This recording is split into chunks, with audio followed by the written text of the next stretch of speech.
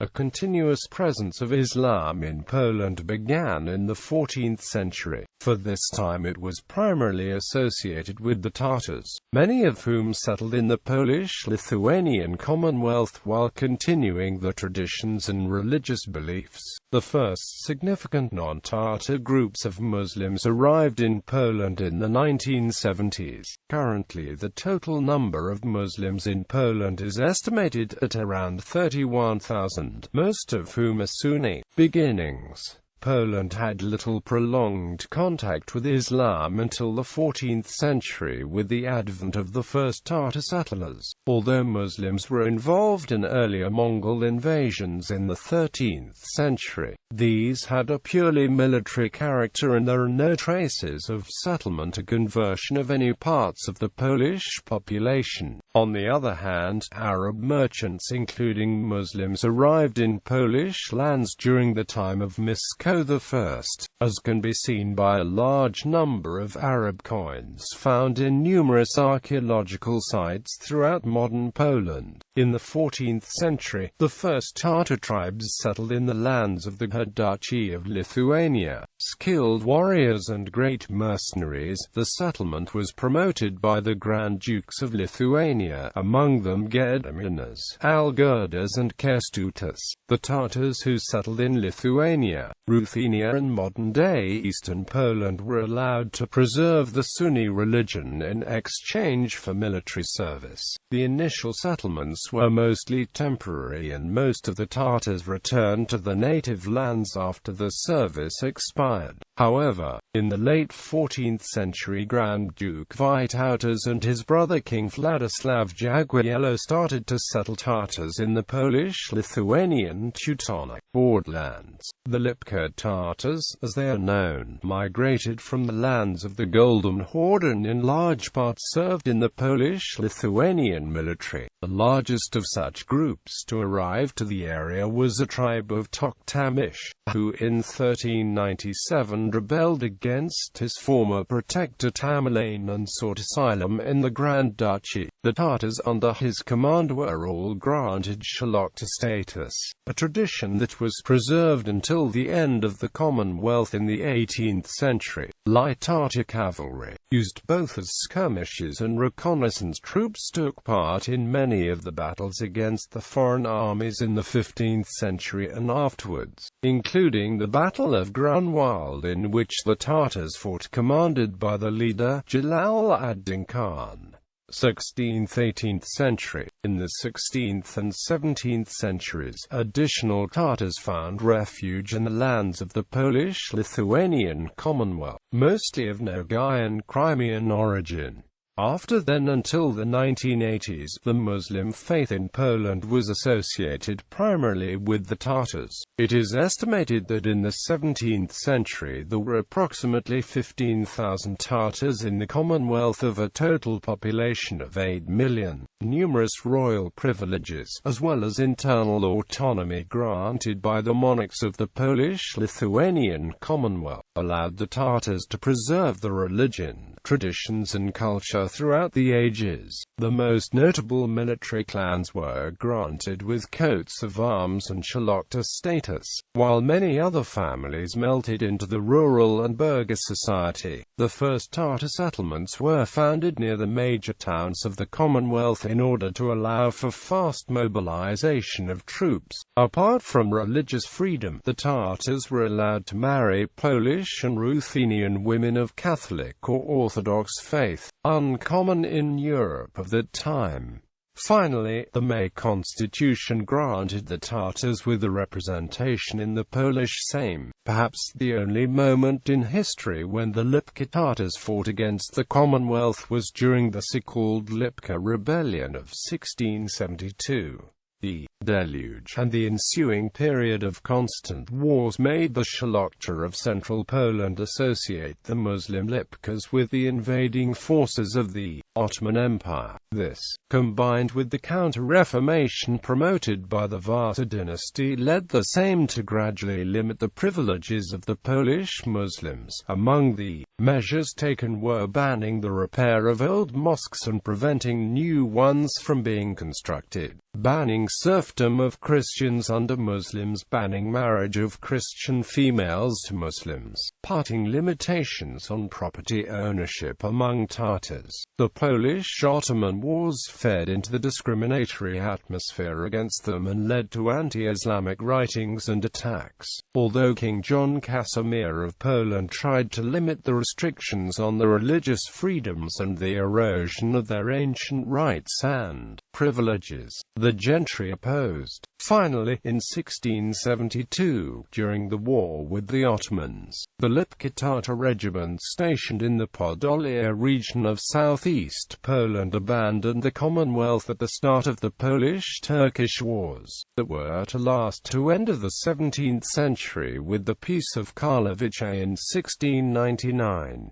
Although the Lipkas initially fought for the victorious Turks, soon their camp was divided onto the supporters of the Turks and a large part of Tatars dissatisfied with the Ottoman rule. Although after the Treaty of Bushach the Tatars were granted lands around the fortresses of Bar and Kamieniec Podolski, the liberties enjoyed by the community within the Ottoman Empire were much less than those within the Commonwealth. Finally, in 1674, after the Polish victory at Chocim, the Lipka Tatars who held the Podolia for Turkey from the stronghold of Bar were besieged by the armies of Jan Sobieski, and a deal was struck that the Lipkas would return to the Polish side subject to their ancient rights and privileges being restored. All the Tatars were pardoned by Sobieski and most of them took part in his campaign against Turkey, resulting in the brilliant victory in the Battle of Vienna. The Lipka Rebellion forms the background to the novel Pan Wolodijowski, the final volume of the Nobel Prize-winning historical trilogy of Henryk Sienkiewicz. The 1969 film of Pan Wolodijowski, directed by Jerzy Hoffman and starring Daniel Olbratski as AZJA2 Hajbajowicz, was one of the largest box office success in the history of Polish cinema. Although by the 18th century most of the Tatars serving in the military had become Polonized, while the lower classes of the Muslim community gradually adopted the Ruthenian language, the Sunni and Tatar traditions were preserved. This led to formation of a distinctive Muslim culture of Central Europe,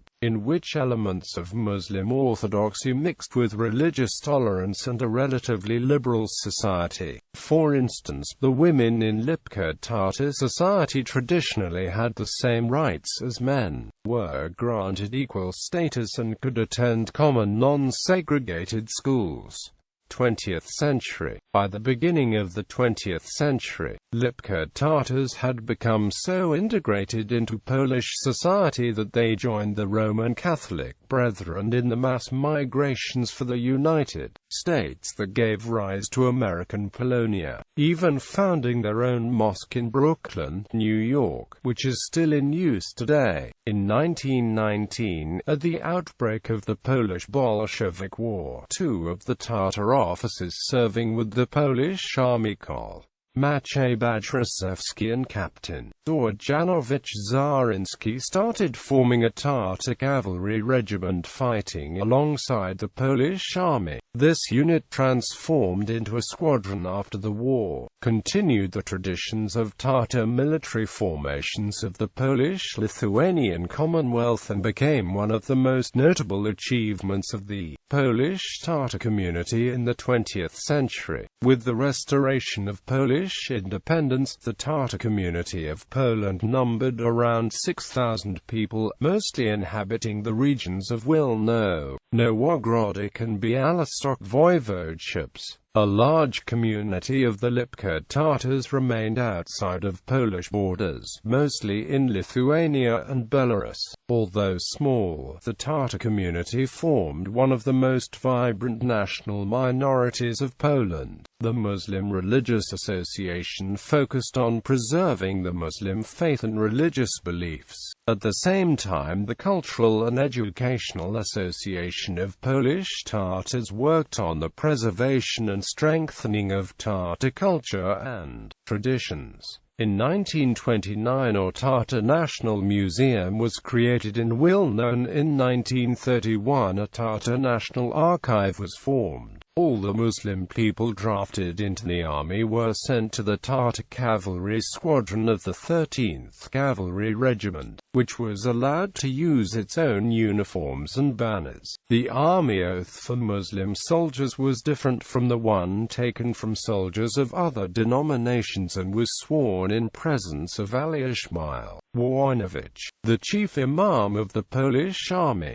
During and after World War II, the Tatar communities of Poland suffered the fate of all the civilian populations of the new German Soviet and later Polish-Soviet borderlands. The Tatar intelligentsia was in large part murdered in the AB action, while much of the civilian population was targeted by post-war expulsions. After the war, the majority of Tatar settlements were annexed by the Soviet Union and only 3 remained in Poland. However, a considerable number of Tatars moved across to the Polish side of the border and settled in several locations in eastern Poland as well as in western and northern Poland. Nowadays, no more than 404,000 Muslims of Tatar origin live in Poland, and a much larger and active Tatar community lives in Belarus and also in Lithuania. In 1971, the Muslim Religious Association was reactivated, and since 1991 the Society of Muslims in Poland is also active. The following year also the Association of Polish Tatars was restored.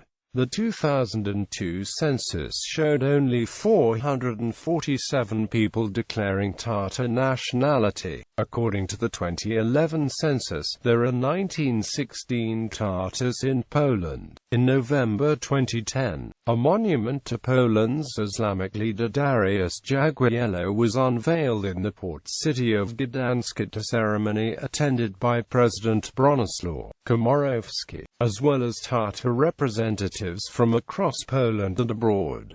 The monument is a symbol of the important role of Tatars in Polish history. Tatars shed the blood in all national independence uprisings. The blood seeped into the foundations of the reborn Polish Republic.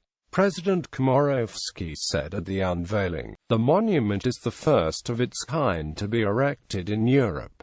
Changes in recent years. Apart from the traditional Tatar communities, since the 1970s Poland has also been home to a small and growing immigrant and native convert Muslim community. In the 1970s and 1980s Poland attracted a number of students from many socialist-aligned Arabic-speaking states of the Middle East and Africa. Many of them decided to stay in Poland.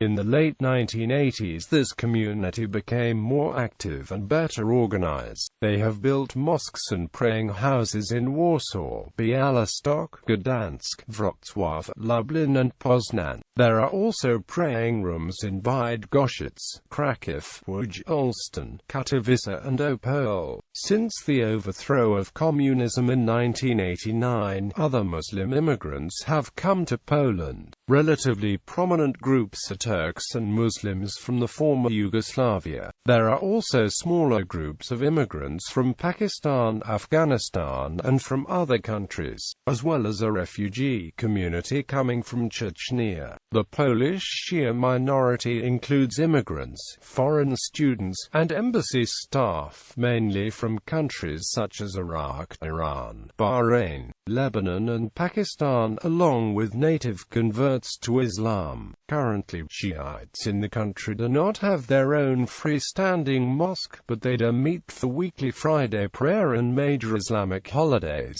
The exact number of Muslims living in Poland remains unknown, as the last all-national census held by the Central Statistical Office in 2011 did not ask for religion. Challenges, vandalism and attacks on the very few existing mosques are reported, and women who cover themselves are seen as traitors to their own culture. From January 1, 2013, Poland's Muslims and Jews were both affected by a ban on ritual slaughter after lawmakers deemed halal and kosher practices incompatible with animal rights legislation, specifically the Animal Protection Law of 1997. In December 2014, the Constitutional Tribunal ruled the ban unconstitutional on the grounds that it violated freedom of religion guaranteed by the Polish laws and constitution. Both ways of slaughtering animals were illegal in the country between January 1, 2013 and December 2014, almost 2 years. There's an ongoing conflict between Polish native Sunni Muslim Lipka Tatars, who have a unique approach towards Islam and have been living in Poland for 600 years, and an increasingly vocal group of mainly foreign-born and foreign-sponsored, but also native-born convert group of Sunni Muslims who adhere to Wahhabi movement. The conflict divides countries' Sunni Muslims and causes bureaucratic confusion, as both sides lay claim to representation of countries' Sunni Muslims. The native-born Sunni Muslims run Muzułmańskie Związek Religijny w Rzeczypospolitej Polskiej, and foreign-born Sunni Muslims run Liga Muzułmańska w Rzeczypospolitej Polskiej. The latter is mainly based upon foreigners living in the country, such as Arabs, Pakistanis, Chechens, etc. Liga Muzułmańska is also a branch of a worldwide Muslim Brotherhood organization. In May 2016, shortly before the World Youth Day 2016, police in Krakow asked foreigners, mainly among the Muslim community, in the city if they know any terrorists. The Polish Ombudsman's office released statement that such actions are offensive and unacceptable. Perception Gallery.